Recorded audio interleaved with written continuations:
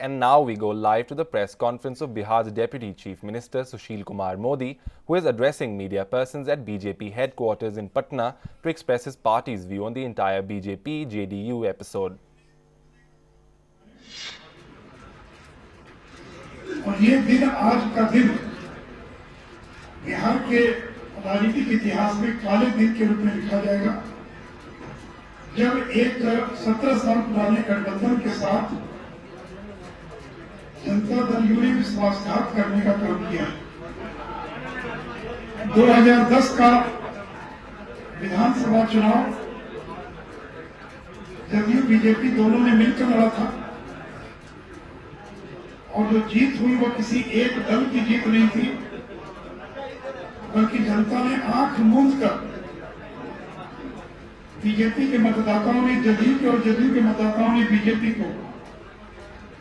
और इस सरकार को विकास के नाम पर, लॉ एंड ऑर्डर, अच्छे लॉ एंड ऑर्डर के नाम पर, सुशासन के नाम पर प्रचंड बहुमत दिया और इस प्रचंड बहुमत वाली सरकार को एक झटके में जनता दल यू ने और तोड़ने का काम किया है। मित्रों, और जो मुद्दा कहा जा रहा है, जनता दल यू ने प्रधानमंत्री पद के उम्मीदवार के बारे में कल ये कहा कि 31 दिसंबर तक भारतीय जनता पार्टी फैसला करेगी। उनकी मुलाकात राजनाथ सिंह जी और अरुण जेटली जी से हुई और उनको आश्वस्त किया गया कि जब भी हम प्रधानमंत्री पद के बारे में कोई फैसला करेंगे उनसे परामर्श करने के बाद ही हम कोई अंतिम निर्णय करेंगे। और जब कैंपेन कमेटी के चेयरमैन के नाते गोवा में से नरेंद्र मोदी का चयन किया गया, उस समय भी जनता दल यू का जो ऑफिशियल बयान आया था वो यही था कि ये भारतीय जनता पार्टी का आंतरिक मामला है। और भी जब लोकसभा चुनाव में 1 साल की देरी है और किसी दल ने अभी कोई प्रधानमंत्री का उम्मीदवार घोषित नहीं किया, तय नहीं किया, तो वैसी स्थिति में पिछले 4 दिनों में ऐसा क्या हुआ जिसके कारण और इस मुद्दे को आधार बनाकर इस गठबंधन को तोड़ने का काम किया गया है। इसमें मैं आपको स्मरण कराना चाहूंगा कि आदरणीय श्री नीतीश कुमार जदयू और भारतीय जनता पार्टी के ज्वाइंट बैठक में वो एनडीए गठबंधन के नेता के नाते उनका चुनाव किया गया था। पहले जदयू की बैठक में जब उनका चुनाव किया गया, जदयू के नेता के रूप में, बीजेपी के नेता विधायकों की बैठक के बीच मेरा चुनाव किया गया और फिर दोनों की ज्वाइंट मीटिंग हुई जिसमें उनको एनडीए के गठबंधन के नेता के नाते उनको चुना गया, विधायकों के नेता के नाते। और फिर दोनों दलों के नेताओं के साथ राजभवन गए हम लोग और हम लोगों ने पत्र दिया और एनडीए गठबंधन के नेता के नाते उन्होंने मुख्यमंत्री का पद ग्रहण किया। आज अगर वो गठबंधन को तोड़ रहे हैं तो नैतिकता का ये तकाजा था, क्योंकि वो एनडीए गठबंधन के नेता के नाते उन्होंने मुख्यमंत्री का पद स्वीकार किया था, उनको एनडीए के मुख्यमंत्री के नाते उनको मुख्यमंत्री पद से इस्तीफा देना चाहिए था। जनता दल विधायकों की बैठक करके वो फिर से जनता दल के नेता निर्वाचित होते, अपने समर्थन के पत्र लेकर वो राज्यपाल से आग्रह करते और राज्यपाल उनको कार्यवाहक मुख्यमंत्री के नाते समय दे सकते थे और फिर 19 तारीख को जो ऐलान किया वो अपना विश्वास का मत प्राप्त कर, लेकिन यह ना करके उन्होंने इस्तीफा नहीं दिया। तो ये तो मैं उनसे आग्रह करूंगा कि उनको, कि वो एनडीए विधानमंडल के नेता के नाते वो चुने गए थे, इस नाते वो मुख्यमंत्री बने थे, इसलिए उनको उस नाते इस्तीफा देना चाहिए और फिर अगर उनका दल उनको चुनता है और विश्वास का मत वो प्राप्त करें विधानसभा के अंदर। और मित्रों, पिछले 17 साल में भारतीय जनता पार्टी ने हमेशा गठबंधन धर्म का पालन किया है और पिछले 7 वर्षों से जब से हम लोग सरकार में हैं, एक बार भी हम लोगों ने कोई बात पैदा नहीं होने दिया। अपनी ओर से अनेक बार ऐसे अवसर आए जहां मत भिन्नता के विवाद के मुद्दे थे, लेकिन उसको मिलजुल कर उसका समाधान किया और अपनी ओर से तो अन्य राज्यों में जिस प्रकार से गठबंधन चलते हैं और सहयोगी दल का जिस प्रकार से व्यवहार रहता है, लेकिन हम लोगों ने एक आदर्श गठबंधन दल का बिहार में पालन किया और जितने भी निर्णय बिहार में लिए गए, चाहे वो ऊंची जाति के गरीब लोगों के लिए हो, महादलित के लिए हो, अति पिछड़ों के लिए हो, अकलियत के लिए हो, भारतीय जनता पार्टी की बड़ी भूमिका रही उन निर्णयों को करवाने की। और आज तक उन निर्णयों को लेकर कभी भी कोई प्रकार का और संकट पैदा नहीं हुआ। लेकिन जिस तरह से पिछले 5 दिनों में, जैसे मैंने कहा कि प्रधानमंत्री का ये लोकसभा का चुनाव मई में होने वाला है और भारतीय जनता पार्टी ने बार बार जब उनको आश्वस्त किया कि जब भी प्रधानमंत्री के पद का चयन की बात आएगी, उम्मीदवार कौन हो, उसमें सहयोगी दलों से परामर्श लेने के बाद ही भारतीय जनता पार्टी तय करेगी। उसके बावजूद पिछले 4 दिनों में 5 दिनों में इस प्रकार की घटनाएं घटी, गतिविधि हुई और उन्होंने गठबंधन को तोड़ने का काम किया है। उन्होंने स्वयं दिसंबर तक का समय दिया था और इसलिए जो उन्होंने बिहार की जनता के साथ विश्वासघात किया है, हम लोगों ने निर्णय लिया है कि 18 तारीख को यानी मंगलवार पूरे बिहार के अंदर विश्वासघात दिवस मनाया जाएगा 18 जून, और उस दिन बिहार बंद का आह्वान किया जाएगा। इसलिए भारतीय जनता पार्टी पूरे बिहार में शांतिपूर्ण बिहार बंद का आह्वान करती है। इस विश्वासघात, इस प्रकार का विश्वासघात किया गया, विफले किया गया है और बिहार की जनता से ये अपील करेंगे जिस प्रकार का हमारे साथ विश्वासघात किया गया, ये हमारे साथ नहीं है, ये बिहार की जनता के साथ, जनादेश के साथ विश्वासघात है। इसका बदला लोकसभा चुनाव के अंदर बिहार की जनता लेगी। अगला लोकसभा का चुनाव जब भी हो, फरवरी हो, मार्च हो, अप्रैल हो, मई हो, तो अगले लोकसभा के चुनाव में बिहार की जनता इस विश्वासघात का बदला लेगी और हमारे कार्यकर्ता शांतिपूर्ण तरीके से मंगलवार को यानी 19 जून को 18 को और पूरे बिहार के अंदर बंद के कार्यक्रम भाग लेकर जनता से भी अपील करेंगे।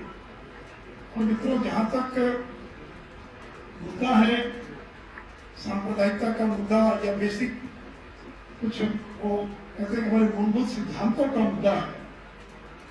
ये एक सुविधा की राजनीति है। कभी कोई व्यक्ति सांप्रदायिक हो जाता है, कभी कोई व्यक्ति सांप्रदायिक हो जाता है। और मुझे पूरा विश्वास है कि आज जिनको सांप्रदायिक कहा जा रहा है, 2014 के बाद वो भी सेक्युलर हो जाएंगे। ये बारी बारी से भारतीय जनता पार्टी के जितने बड़े तमाम नेता हैं, कोई ऐसा नेता नहीं बचा होगा जिसको समय समय पर कॉमनल नहीं कहा जाए, उन पर आरोप नहीं लगाए गए हों। लेकिन इस देश का कोई ऐसा राजनीतिक दल नहीं होगा, कांग्रेस को छोड़कर, कुछ एक और लोगों को छोड़कर, जिन लोगों ने हमारे साथ मिलकर काम नहीं किया। यहाँ तक कि लेफ्ट के लोगों ने भी हमारे साथ मिलकर बिहार में सरकार बनाई सीपीआई के साथ। और जब उनको आवश्यकता होती है तो सुविधा के लिए हम सेक्युलर हो जाते हैं, और जब हमारी आवश्यकता उनको खत्म हो जाती है तो हम कॉमनर हो जाते हैं। तो इसलिए एक 10 साल पुरानी घटना का जिक्र करके, जिसको लालू यादव ने 2005 के विधानसभा चुनाव में बुलाने का प्रयास किया, सीडी बांटी गई, जगह जगह पोस्टर लगाए गए, लेकिन उनको कोई उसका लाभ नहीं मिला। तो जनता उन बातों को भूल चुकी है, उससे आगे बढ़ना चाहती है। और मैं तो नरेंद्र मोदी को धन्यवाद देना चाहूंगा कि गुजरात के अंदर पिछले 10 वर्षों के अंदर एक भी दंगा नहीं, बल्कि कांग्रेस शासित राज्यों के अंदर और अनेक अन्य राज्यों के अंदर भी सांप्रदायिक तनाव और दंगा हुआ। इसलिए मित्रों, इसलिए ये सब कोई मुद्दा नहीं है। और मुझे कहीं न कहीं लगता है कि मन में कुछ लोगों के डर पैदा हो गया है कि पहली बार देश की सत्ता पर एक ऐसा व्यक्ति उभर रहा है जो डायनेस्टिक पॉलिटिक्स से नहीं आता है, जो गरीब का बेटा है, जिसका बाप चाय की दुकान, चाय बेचकर जो दुकान चलाता था, जो पिछड़े वर्ग से आता है। इसकी संभावना बन रही है देश के अंदर। इसलिए कोई पिछड़े वर्ग का व्यक्ति जिसकी पहली बार देश में प्रधानमंत्री पद पर पहुंचने की संभावना दिखाई पड़ रही है, उससे कुछ लोग घबरा गए हैं और कुछ लोगों को लगता है कि उनके आधार वोट के अंदर और क्षरण हो जाएगा, और इसलिए इस डर से वो एक सिद्धांत का और जिसको आवरण जो है और बनाने का प्रयास कर रहे हैं। इसलिए मित्रों, जिस प्रकार से और जहां तक पिछले 2 दिनों की जो घटना है कि ये बात ठीक है कि माननीय मुख्यमंत्री जी ने मुझे और किशोर जी को टेलीफोन किया था और हमें स्वीकृति भी दिया मिलने के लिए, जब अगले ही दिन एक अंग्रेजी के अखबार में उनका साक्षात्कार छपा हुआ था जिसमें भी ऐसी बातों का उल्लेख था, तो फिर लोगों ने तय किया कि वो सारे विषय हमारे दायरे के विषय नहीं है। अगर बिहार से जुड़ा कोई मुद्दा हो तो उसका हम समाधान कर सकते हैं, लेकिन जो मुद्दे राष्ट्रीय राजनीति से जुड़े हुए हैं, जो मुद्दे भारतीय जनता पार्टी की केंद्रीय नीति से जुड़े मुद्दे हैं, उन मुद्दों पर हमसे विचार विमर्श करने का कोई औचित्य नहीं है। और जब उन्होंने अपना मत स्पष्ट कर दिया अखबार के माध्यम से, तो फिर वैसी स्थिति में वहां बैठकर बातचीत करने का कोई औचित्य नहीं था।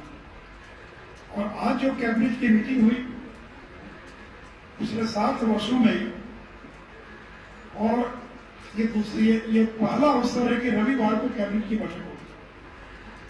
इससे पहले कभी मुझे याद नहीं कि रविवार को कैबिनेट की बैठक हुई हो,